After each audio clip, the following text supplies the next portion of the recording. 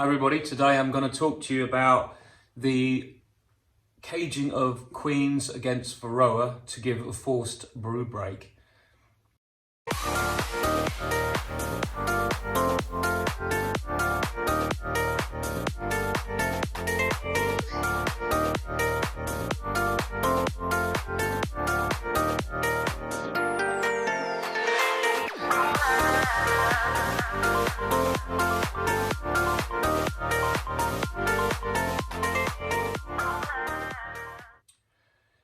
So last summer 2021, I decided in early spring and doing some research over the previous winter of 2020-2021, I really wanted to try something different to treat my Varroa. We've all got Varroa, we've all got different ways of treating Varroa. No one has an ideal way. For us here in Brittany, we have 2 nectar flows a year, and our second nectar flow finishes in the second week of July.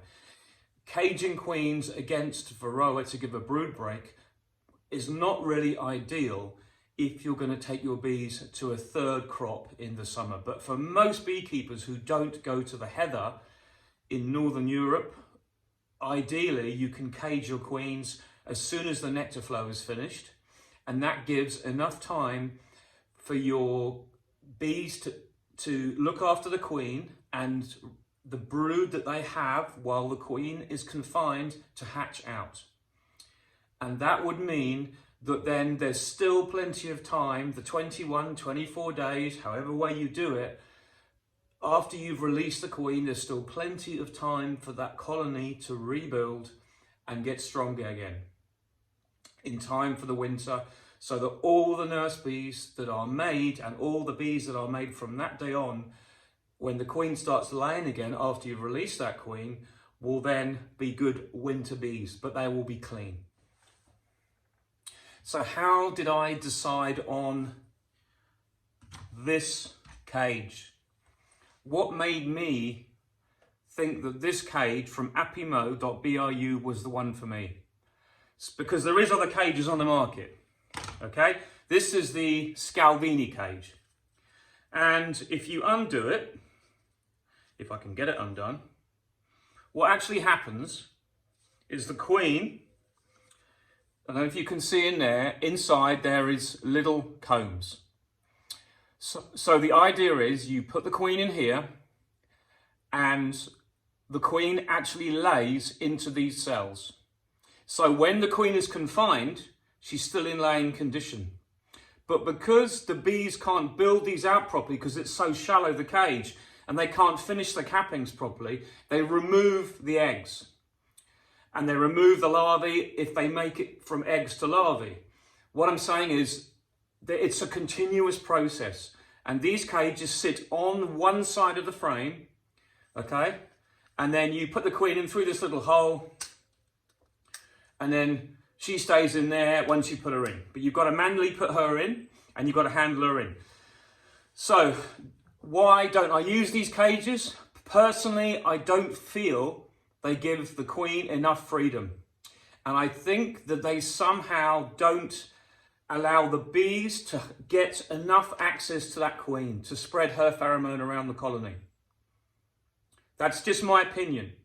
If you Google up Scalvini cages, there's a lot of people who voice opposition to these in various ways. They're not saying there's anything really wrong with them. They just don't find they seem to get on with them that well. Okay, but it does confine the queen, and it does allow her to be caged. That's all I'm saying.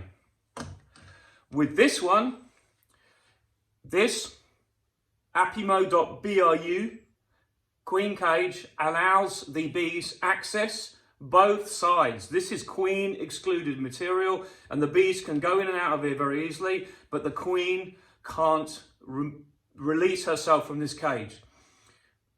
There is the access on the front, okay, and we have a small device that they supply with this to catch the queen, and this works really well. I'll show you the video now of me using this when I do the process of caging the queen. I'll run the video I took in the summer when I was going through my colonies in early July as the nectar flow was finishing, and I was making nukes. So for me, the reason why I did this process when I did, okay, you can do it several times in the year, but I didn't do it in the spring because I felt that my Varroa weren't up to a level where they were going to be a problem at that point. And I made that decision, no, I'm going to cage my queens in the summer. So if I'd have treated bees against Varroa, I could have used oxalic acid in our brood break in the spring and timed that as well. And I could have used Apivar during the gap. And then when we went into the summer flow, obviously I wouldn't have any Apivar in the colonies, and then I would have done this brood break at the end. But for me here, my timing meant that if I was going to go in to make nukes in mid-July, it will be perfect, because I'm going to have to find the queen anyway. And I know you'll see it in the video in a minute, but basically this device, supplied by the same company, is a queen catcher. You put that over the queen. Say she's on my hand, you put her on top of there. You slide the little black thing inside forward, and it pushes her into this part here. And she walks up there most of the time on her own.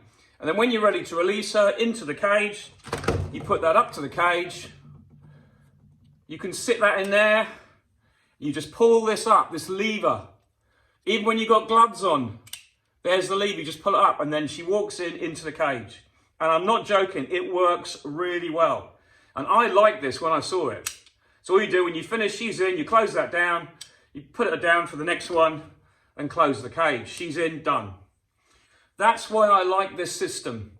And I'm very critical of systems that don't work, because I am out there doing it like all you other good beekeepers out there, just trying to get on with doing something that's different and trying a different way. And if it doesn't work, we say it, we spread the word. But this seemed to work really well for me because the cages are bigger, and I think that the bees have better access to the queen, and she's, in all cases, the queen was in excellent condition when I released her, and when I did release her, she had an amazing time laying, machine gun laying throughout the colony in every single case.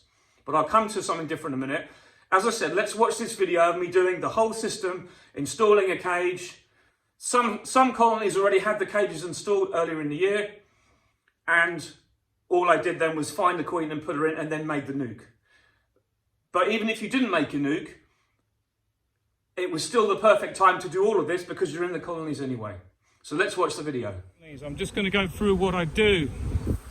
So I'm actually caging my queens in these cages, and it's all really awesome, this kit. I've got this beautiful queen catcher. I'll show you how it works. It's made by apimo.bru, and I'll show you, I'll send the link up, but basically you put it over the top of the queen. She goes into that square there. When that's on her, for example, so she's there, you put it on like that bee is now. Then you just move the gauge over, and she's trapped in there because inside there's a little door where you can open the little door with your finger because it's glove friendly, and out comes the bee. Okay, it's exactly what happens. This is so good for picking up the queens off the cage, and then you put her straight into the cage. But what I'm going to do is, I've just done this one. Sorry, I've just done that one. I'm going to just do this one. It's got 2 supers on. I know there's lots of bees in it, but there's not much in the supers. But I'm going to try and put the camera down and show you the whole process from start to finish, if I can get it to work. Not always easy to see. And I'm going to leave it like that. You'll just see how I do things. We don't need a lot of smoke. I've got my nuke box ready. I'm having to do everything pretty swiftly today because there's so many bees. So first of all, I open up my nuke and I take out my frames that are ready to go in the nuke. There is bees everywhere. So I'm just going to put the top back on this. I don't want them going in there. I'll try and raise up the camera just a little bit more because I've got one more thing I can do. There we go. Hopefully you can see that a little bit better. So We have a little bit of honey in this, not much. The whole idea is I'm not here to take this off. I leave this seal on for the moment. It's sealed down. Got my hive roof on the floor upside down. That's what I put. That's what I put my. Gonna crack these supers. Not much in them, a little bit. Nice lot of bees though. That's what I'm interested in. Just gonna remove this bit of wax there. This tells me that there's not much loose honey around. There's honey on those frames, but I've got a nice lot of bees here, and I don't even have to smoke them. That's how gentle they are. So we're cracking it off. We've managed to leave the queen excluder there. I'm going to just put that down like that, but I know what's going to happen. Bees are going to kind of start robbing this. Take the excluder off. There's our colony. Cover that over if we can. So let's see what we can find. I usually go into frame number 3. Nice frames of brood. That'll do me as the first frame. I can't hang around. It's not as good a frame as I'd like, but it'll do. It's got pollen in as well. So that can be a storage frame. Straight in the nuke. Check the queen isn't on it. In it goes. Frame number 1. Just a little, see how the forager bees, sorry, the robber bees are all surging around here looking for a free meal. So it's just a nightmare, you've got to be so careful. Not a bad frame of brood. Again, these colonies are so full of brood at the moment, but I don't particularly want that one. It's not the best. Let's see what else we've got. Pick the best, there's so much to choose from. This is a little bit better still. Nice frames. Beautiful. So we're taking 3 frames of bees and brood. And my word, there's some bees on these. Second one, in it goes. This queen is marked, I'm pretty sure, but I won't know till I find her. Every frame has loads of bees on. When you take out a frame, look in the frame inside there. Look at that and see if you can see the queen. If she's on here, it doesn't matter, she can't go anywhere, you'll see her after. But if you go, oh, where's the queen, I can't see it, you end up chasing her from frame to frame because you haven't seen her. She's not on that one. This is a good frame. Put that in again. I'm not quite sure I'm going to use that one. Have a look inside.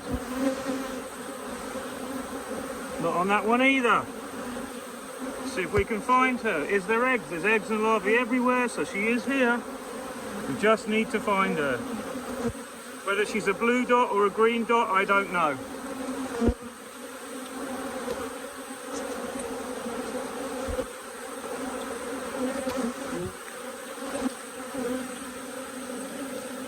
Here she is. Blue dot queen from last year. There she is, right in the middle there. Okay, so I'll show you how this bit of kit works. It's so absolutely awesome. There it is. So if I can do this like textbook. There's the queen. You put it on top. Just get it over there. There you go, she's in. You lift the bottom in, just guide her back over. The door's closed. She's in there now. So easy to do.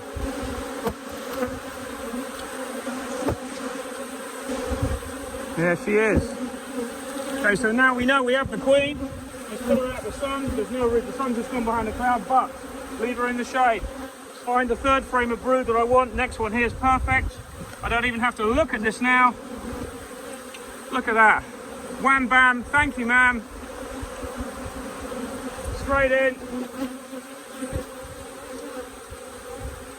Let's have a couple of shakes as well. We're not going to need any of these bees in my colony, so now there's very little honey to dry. Move that 1 frame in. Don't forget, we've got 2 supers full of bees as well down here on the floor. Let's have 1 more shake. Pop this right up. What happens is all the forager bees that you don't really want, you don't want too many, because they can be aggressive to a new queen. All the forager bees, when you shake, all fly off and come back to the front. So now we've got to fit the cage, because I haven't fit the cage, and this is what they call a retrofit. And this is, I'm going to use probably this frame or the next frame. I'd like a brood frame to fit it into. That one will be perfect. Shake the bees off. In fact, I'm going to use the other frame, it's a better shape. So, a little bit of honey at the top, but that's not a problem. So I'll show you how I fit the frame. On my frames, they're wide vertically. And I know, when I fitted these in the past, I fit lots now. I know that when I fit them, I could find my knife. There it is. I've got a knife I use. And I'm basically going to put the queen cage in there. Okay, so I see where the wires are. You can see where the wires start, and often you can just see one wire through a cell. And if you really want to look, you can see where it comes through the top here. So I'm cutting that there, in like that, and cutting that there.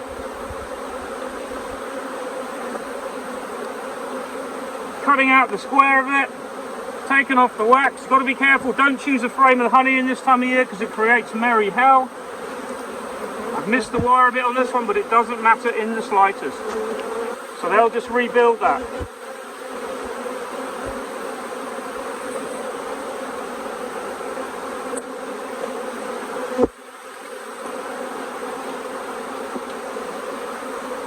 So I get my cage, just opens at the front. And I'm going to put the queen in here now, because it's so easy to put the queen in before you hang it. So here's the queen. This is the cage that the bees can come and go from. So all you do in the colony, you put it in like that. And you lift up this with your gloves. Up, click. And what happens? In she goes. When she's ready. Come on, dear.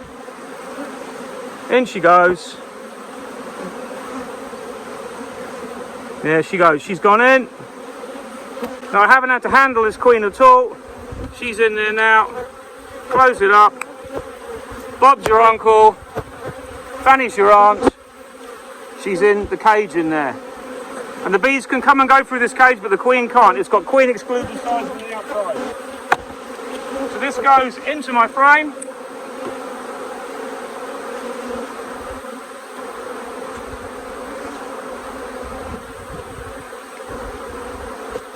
They will rebuild any gaps you make. I cut this the wrong size of the wire, but they will rebuild that.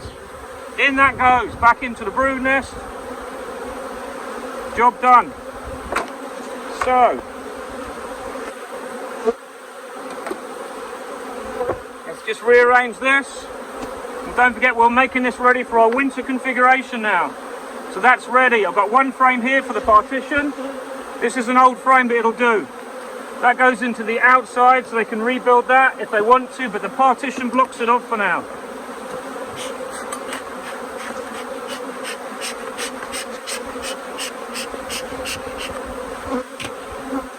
There you go, you can see a bit more now. There is the queen. I know she's in that cage. She ain't going to go anywhere. And now we've got 24 days before I come and vape. First of all, I come and vape and I get 98%.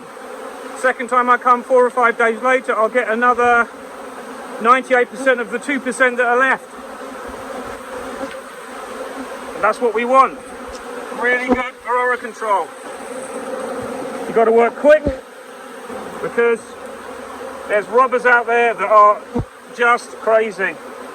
They'll empty a frame in 10 minutes, completely empty from full. So, roof goes back on, bang the bees down first. Take them out. Job done. Yes, these are wonky roofs because these supers are slightly too big. Okay, that's how it works. Anyway, that's making splits. Get the roof on this one. So to give you some idea of how good this is and how prepared this is, they've even got, it's an Italian company. The cages are Italian, their service was excellent. I'm not getting paid for this, I haven't even spoken to them since I bought the cages, but their service was excellent. They have a translation available on their website in all languages in Europe, okay? And it details how to put the cages in, it details any problems you might have, and it details also that they say the bees might well build a little bit of comb inside the cages in the spring. Now I found about 4 cages that had combing in about 140 cages. They generally don't like to build in there too much, but if you want, you can put a block of wood in, and that will obviously temporarily completely block this up. And then when you're ready to use it, you just take the block of wood out. It's like everything with Varroa. To get rid of these blighters, we've got to do extra things. We can't rely on it might work. We have to try things that work well. So if you have to do something else around a new cage, then you do it, but it works. That's what this is all about. That's why I'm trying to tell you it's the details that make the difference.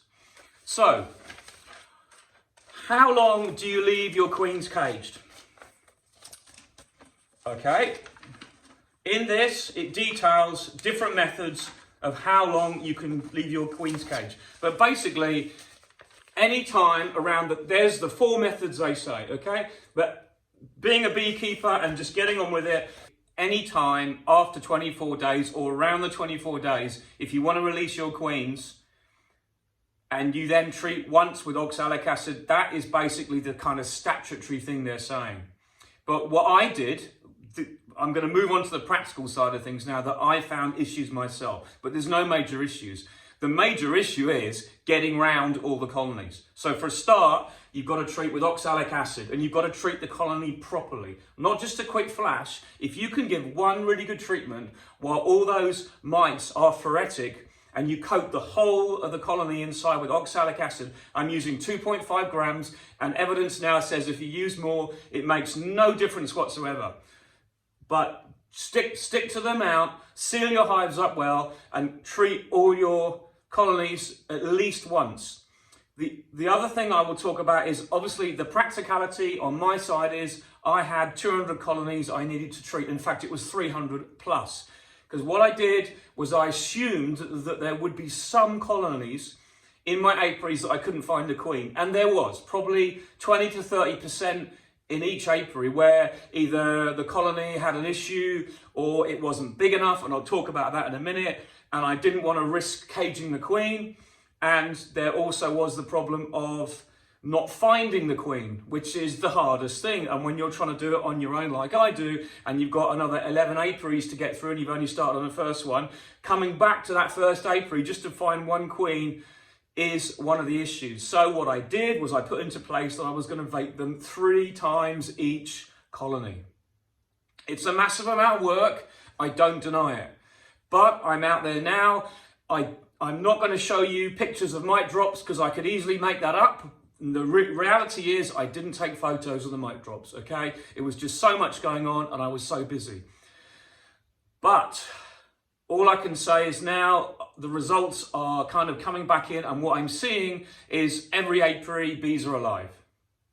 And the colonies are looking good. My production colonies are looking great. So what are the constraints of using these cages? When would you and when would you not use the cages? So the biggest factor is the risk factor of caging a colony that isn't strong enough. Because if you cage a colony that isn't strong enough, it's a bit like getting a load of package bees. You might have a massive amount of bees, but at the end of the day, even if you release that queen, in the package bee, the queen has got to work away and have to deal with her accompanying workers for 21 days before those first young bees are released. And this is exactly the same thing in caging your own queens. But you have to be sure that your colony is strong enough. Okay, so there's things you can do as well to help that colony, as we know with all bees, to keep that colony going on and to take the stress out of it. So how can you help your colonies when you've caged a queen? Well, I think that what we did as well worked so well for us, because after our dearth, the bees want to be able to make a load of new bees very quickly so that they can make up their losses. And to help that, you can release the queen. You can feed them a light syrup, but what you don't want to do is clog up that brood nest. Because if you clog up the brood nest, the queen can't lay into it. So you just give them like a litre every week if you can, just to give that stimulus to get them to lay. The queen will lay anyway, and you can give them some pollen sub, because pollen sub, when you mix it up, has sugar in it anyway, and the protein will enable that queen to just carry on laying, and those bees will be feeding her like mad. So you can really help that colony get going well. For us, we have to deal with Asian hornets, which are unfortunately at their peak at that time of year.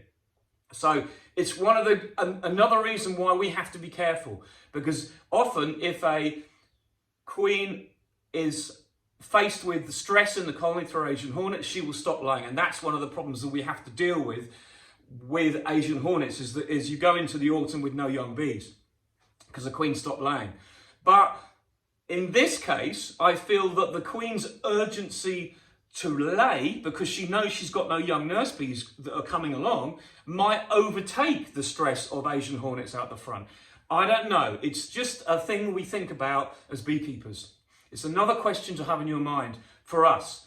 Now, obviously, we know the bees have got to make enough bees for the autumn and winter, but they, believe it or not, by caging the queen, I feel that it helps that impetus. It really ramps them up. So when you confine a queen for a while and then you do release her, all they want to do is lay. And the brood that was thereafter was absolutely beautiful. So the other thing to think about is, you've got to ask yourself, when would the bees naturally have a brood break? And for us, it's the same time as when I would be caging them anyway. But they don't always have a big brood break. And I feel that if you can pick up on a time when the bees might have a brood break or be inclined to have a brood break, basically in a dearth, which is when our dearth starts in mid-July, you are really homing in on the bees' natural behaviour anyway. Because they know there's nothing out there. And they go, oh, well, we're not raising any brood now. So they perhaps give the queen less of a hard time. So if you think about it, it's logic. It's working with the bees again. Let the bees tell you. And when I was going through caging queens, towards the end of my period of going through all the colonies and finding the queen and caging them, I was actually seeing the queen slowing down, but because our flow had finished in mid-July, and I didn't finish caging my queens till probably nearly the end of July, because it takes that long, probably over a 2-week period, to get through all the system properly and get it all done. And I was seeing less brood in the colonies anyway. And even in the colonies where, for instance, I couldn't find a queen, I'd gone back and I had found, I was thinking, do I cage her now? And I'm thinking, well, there's not much brood left in this colony anyway, but there's a lovely workforce. And so that's why, obviously, I went in with all these colonies. I could have marked every single colony, and the ones that just had the queen roaming around in still with minimal brood, I could have just vaped those 3 times over, say, every 5 days. So 3 to 4 treatments, not 34 treatments, 3 to 4 treatments that would be once every 5 days. Okay, and that has an effect of taking out all the Varroa, theoretically, because you're actually taking out the young Varroa before they have time to develop to be old enough to start breeding, and before they go under the newly capped cell. So that's one way of doing it, but it's a lot of work. However, I decided, as I was going to be there anyway, why not just treat the whole apiary anyway? And that's what I did. So I kind of maximised my treatments. I minimised my brood on all the colonies except the few that I couldn't cage the queens. But nature helped me. The bees told me that there would be no brood then, or very little. And I was speaking to other beekeepers at the same time, and that's what they were finding. They weren't finding much brood in the colonies anyway. And the stronger the dearth, the less brood there is, generally as a rule. So what are the effects of caging the queens? Well, I'm not a scientist. I only am going to tell you what I observed, okay? Out of 2 of approximately 140 queens I caged, only 2 were dead in the cage. And of those 2 that were dead inside the cage when I looked in the colony, the reason why they were dead was because there was already a supersedure queen in the colony. But not just a supersedure queen that they'd made because I caged the queen. There was a supersedure queen that had gone off and mated and come back and been laying. So the supersedure queen was made before I caged the queen, because there's just not enough time for that queen to be laying, to be made under the emergency response and then go off, come back and mate and lay the brood. The brood was hatching even though there was a dead queen in the cage. So that is something that was an interesting point that you don't always know. And Mike Palmer said it loads of times. It's remarkable how many times there's a supersedure cell or a supersedure queen in the colony already without you knowing about it. And sometimes they go off and mate and kill the existing queen. Sometimes they swarm off and that queen just goes off because the other queen is actually fine. But it's just one other point. The other things I found, a couple of colonies I killed because I didn't get that,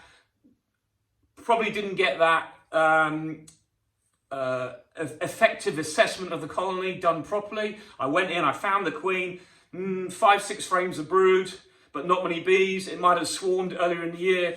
I'd probably put that colony under too much stress. But this is what this is all about. You have to be bold to try new things. You've got to put things into place to try and find a better way of doing things. One of the other theories of giving a brood break is actually, when you consider it, what vectors do brood diseases need to thrive? They need brood, don't they? They need cells that are contaminated, because then one spreads to the other, spreads to the other, spreads throughout the colony. But if you remove one of those factors, in other words, the brood that has a larvae in it, you are taking away that potential problem. And what do the bees do when you confine a queen? They go around and they polish the cells out over and over again because they're waiting for that queen to lay again. So I feel, and there is several people that have commented on this, several people well-known, professors in beekeeping world, who have said that they think that also the benefits of not just helping against Varroa, it can help clean the colony out and help give the bees that clean start when the queen starts to lay. So you are doing something towards your brood diseases, if there was any. It doesn't mean it's a guaranteed thing. It's just something else that's helping. So one of the questions you might ask yourself is, well, what if I use Apivar at the same time as giving my bees a brood break? I would say, you're a very rich person, because there's absolutely no need. Okay, these cages aren't cheap. I think I bought these for about €4 each because I bought 200. And I don't know what the up-to-date price is. But if you think about it, if you're caging 200 queens, that's €800 I paid last spring. So that's quite a amount of money. I use a Sublimux sublimator that I treat all my bees with, and that cost about €400 when I bought that, but I've had that for 5 years, so it's more than paid for itself already. And I've actually just ordered a spare one as a second one, as a backup, because now I'm going down the road of caging queens. I don't ever want to be without a sublimator. But if you use the Apivar, you might think, well, okay, I'm doing a double great job because I'm putting the Apivar in. That affects the brood as well, but when the brood hatches out, it'll make sure all the mites are mopped up. Yes, you could, but you're spending a lot of money. And if so, windows of treatment. You obviously, you cage a queen, you note down the time, you try and release your queen approximately 21 days after you caged her, or 24 days. It doesn't really matter, because as long as you vape after 24 days, but before the new larvae is capped over, that is the key thing. You are still going to be able to treat. So if you know exactly when you cage that queen, you've got the time you can do it is unlimited, but you're obviously tied to trying to do it within your own remit, within your own timescale. And one other thing to consider is, by the time you get to July, there's actually very little drone brood being laid. So your colonies are really working on 21 days from start to finish, from egg laid to the bees hatching out. There is so little drone by that time. There is also the very positive thing of having a queen cage in your colony permanently, because if you need to cage that queen because she's going to swarm, you can do that. If you have a number of queens in cages built in comb, it's a resource. So if you find a swarm that's in your apiary and the queen has swarmed and you don't want to lose her, you can just put her in the cage, in the comb, and move her to a nuke, and then come and release her in a few days' time. She won't abscond because that's a tool that you're building into your resources. It's all about, yes, you paid the money for your queen cages, but you're using them to make brood breaks, but also you can use them for other things. They're a useful tool to have in the apiary, and they're there all the time. They're just ready, waiting for you to use them. Just remember that Varroa is the biggest problem our colonies are facing at the moment. Over here we have the Asian hornet, which is now prolific everywhere. Some years we have more problems with it, some years we have less. But these shysters are the problem. We have to deal with them in the best way we can. And I suggest, if you haven't had a look, go to Randy Oliver's Scientific Beekeeping. Look at all the data, educate yourself really well on it. I'm not saying that mite resistance and treating bees against mite resistance is or is not the way to go forward. We should be doing that as well, okay, alongside this. But if you're caging your queens, it is the most natural way of not giving those Varroa the conditions they need, because you are evicting them from their breeding process. And you are also probably doing a lot of good to the colony. But you just got to remember, you've got to be careful with the size of the colony that you cage and your timings. If you get your timings right, it's absolutely great. And you have a really good effect. The mite drops are huge. And at that time of year for us, you would expect big mite drops because the colonies have been building up all year. We are currently looking at other hive cleaners. We are currently trying other things. So it's not just that these cages are doing all the work in one thing. You should be looking at other ways of treating Varroa around the main treatment in the summer. So I'll post the website for apimo.bru, and you can download all this information before you buy the cages. It's all there. It gives you what you can do, how you can do it. All I'm saying is I'm finding this system is working really well for me, because really our nectar flow finishes at the right time of year for me to cage my queens and then to make a split. And if you don't want to make a split, you can still cage your queens, providing you've got about 8 frames of brood. But you need to look at the brood. If you've got a lot of bees in a colony, you've got 6 to 8 frames of brood after your flow, you'll be absolutely fine. Almost every single colony survived, as I said. I was actually pleasantly surprised at the strength of the colonies after the caging of the queens. Because I was thinking, have I really done something stupid here? Am I going to set myself for a big loss? I don't know, but I got through the summer okay. I had good bees into the autumn, and I'm at the moment seeing really good apiaries, with generally every apiary strong and nice bees. And we all know that could be because of the weather, that could be because of it's just one of those years where things were better.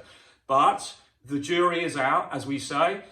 It's looking good, it's looking positive. It's just a method I've been using that seems to be working for me, but I'm passing it on to you because I think that everyone is paying a lot of money for treatments and they're not necessarily, how can you say, directing the treatment to the right place at the right time, where they could do a simple brood break and that would make everything else work so much better.